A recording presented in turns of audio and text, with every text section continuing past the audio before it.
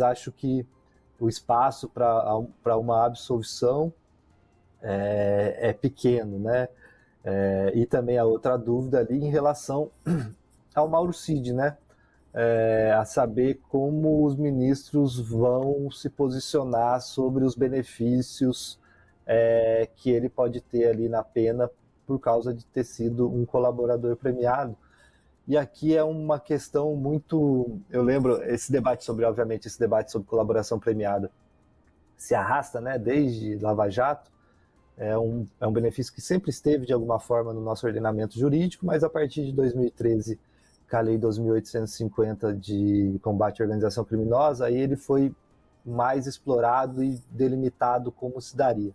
Por causa do uso dele na Lava Jato, a gente voltou a debatê-lo, o STF voltou a debater, teve ali uma briga no auge da Lava Jato entre o Ministério Público e a Polícia Federal, o Ministério Público dizendo que só ele poderia fechar acordo, a Polícia Federal dizendo que ela também poderia, o Supremo se manifestou sobre isso e disse que a Polícia Federal pode fazer. Isso no contexto de que a Polícia Federal tem um entendimento diferente do que o Ministério Público tinha naquele momento, pelo menos, né? Como faz tempo que nos manifesta, a gente não sabe se ainda o comando do Ministério Público tem essa mesma visão. A visão da Polícia Federal sempre foi que a colaboração premiada, como diz a lei, é um meio de obtenção de prova. Então ele não é uma prova em si. Então o cara vai lá, Mauro Cid, vai lá, presta um depoimento, ele não precisa apresentar. Óbvio que se ele tiver alguma prova, se ele tiver algum elemento ali de prova e entregar, isso é importante. Mas cabe à Polícia Federal, por ser um meio de obtenção de prova, usar aquele depoimento, aquela fala, e a partir daí a Polícia Federal produzir as provas. Uhum. E é o que a Polícia Federal disse que fez no caso do Mauro Cid, e é por isso que tem esses depoimentos. Para a Polícia Federal, como a Polícia Federal ela não negocia um benefício, na Lava Jato aconteceu muito isso, só voltando. O cara ia lá e falava, eu quero fazer um acordo, vou entregar isso, tenho isso de prova. O Ministério Público já fechava um acordo com ele, prevendo, olha, já que você fez isso, você vai ter a pena tal, vai ter isso. Antes de acontecer o processo, a Polícia Federal dizia, isso não pode acontecer, você não paga antes de receber. Então, e o recebimento se dá na hora do processo, se aquela colaboração foi válida, contribuiu para o processo. Então, a Polícia Federal entende que a colaboração premiada é uma construção. Então, ele vai falando, a Polícia Federal vai investigando, se ele mentiu, se ele omitiu, a Polícia Federal vai pontuando aquilo. Olha, igual fez no caso do Mauro Cid, em algum momento falou, olha, Alexandre de Moraes, pelo acordo nosso, ele ficou de falar isso, e nossa investigação mostrou que ele omitiu isso. É quando o Mauro Cid é chamado e depois presta aquele novo depoimento.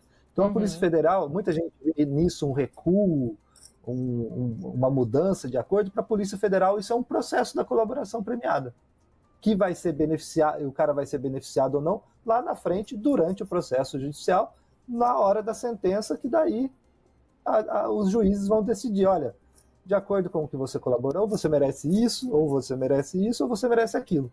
E no caso do Mauro Cid é isso que a gente vai ver.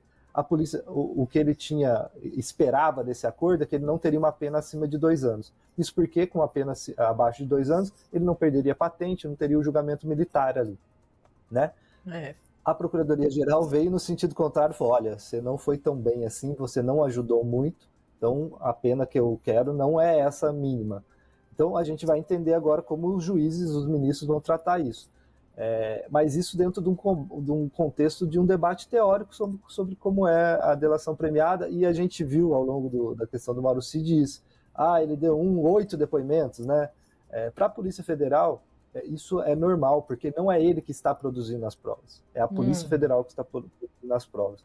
Então, para quem não acompanha muito no dia a dia, parece, obviamente, tem uma contaminação do debate político, da polarização, e daí isso é utilizado, ele foi coagido, e as defesas estão utilizando isso, né?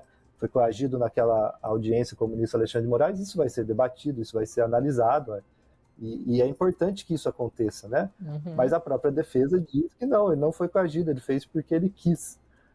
Então, acho que esse é um ponto também, entender como a delação do Mauro Cid vai ser tratada, até como um parâmetro para a gente entender nos próximos processos a questão da delação premiada, que, como eu disse, já vem de Lava Jato, já vem de um processo aí, quem acompanha os casos criminais sabe que esse tema tem sido debatido em vários processos.